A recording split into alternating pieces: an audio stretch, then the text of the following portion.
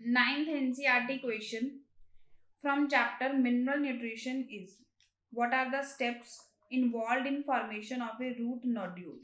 Root nodule जो nitrogen fixation के time पर बनते हैं, उन्हें बनाने के कौन कौन से स्टेप्स होते हैं?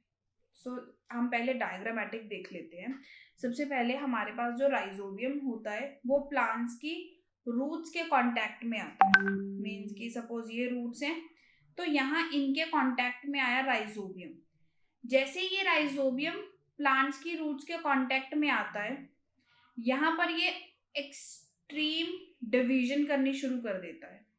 जैसे यहाँ राइजोबियम बहुत ज्यादा डिवाइड हो जाएगा, रूट की कर्लिंग होनी शुरू हो जाती है दिस वे, और यहाँ पर राइजोबियम होता है, राइट। रूट की कर्लिंग शुरू हो गई और वहां पर राइजोबियम है।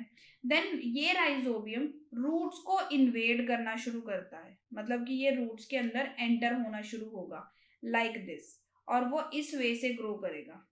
ये हमारे पास पूरा राइजोबियम ग्रो कर रहा है। ये थ्रेड लाइक स्ट्रक्चर बन गया अंदर। इसे अब हम बोल देते हैं इन्फेक्शन थ्रेड।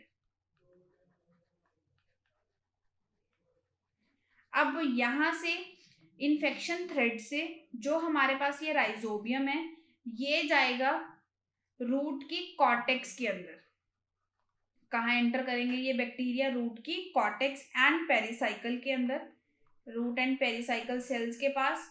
वहां पर जाकर ये कॉर्टेक्स एंड पेरिसाइकल सेल्स की डिवीजन को इंक्रीज कर देते हैं। मतलब अब कॉर्टेक्स एंड पेरिसाइकल के सेल्स बहुत ज्यादा डिवाइड करेंगे। अब आप खुद सोचो, ये रूट है, अगर सिर्फ इतने रीजन के कॉर्टेक्स एंड पेरिसाइकल के सेल्स बहुत ज्यादा डिवाइड करेंगे, तो यहाँ पर स्वेलिंग हो जाएगी समथिंग इन दिस वे। यहाँ पर स्वेलिंग हो गई ऐसी, यहाँ पर भी ऐसी स्वेलिंग हो गई, तो इन्हें ही हम फिर क्या बोल देते हैं? Root nodules. अब इन रूट नोड्यूल्स के अंदर ही क्या होगी? Nitrogen fixation. Clear? So steps है हमारे पास। First is rhizobium bacteria contact a susceptible root hair and divides near it.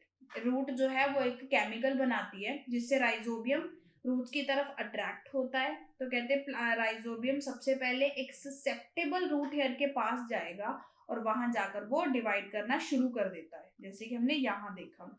After successful infection the root hair gets curled and are invaded by the bacteria. Then हमारे पास क्या होगा? Root hair जो है वो कर्लिंग शो करेगा and यहीं से फिर राइजोबियम इन्वेड होना शुरू हो जाएगा।